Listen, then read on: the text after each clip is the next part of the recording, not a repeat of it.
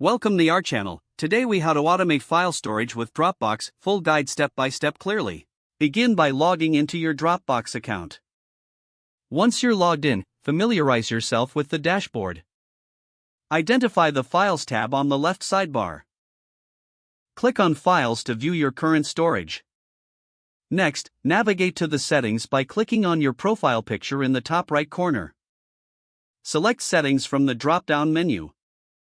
In the Settings menu, locate the Notifications tab. Ensure that notifications are enabled for file uploads and changes. Return to the main dashboard and create a new folder for your automation. Click on Create and select Folder in the drop-down menu. Name your folder according to your organizational needs. Now, head over to the Apps tab on the left sidebar.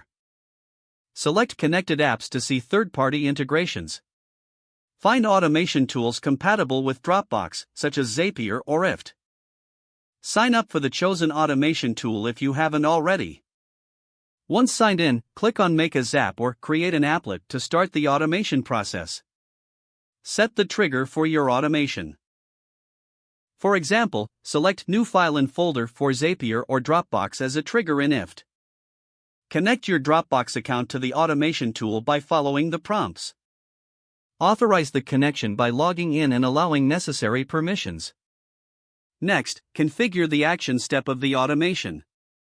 This might include actions like saving files to another cloud service or notifying you via email. Select the action that fits your needs. Customize the action settings as needed, such as specifying a destination folder.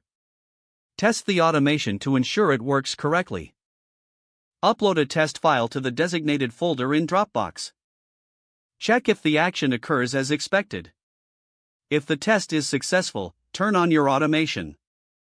Don't forget to like this video and subscribe to our channel for more step-by-step tech guides.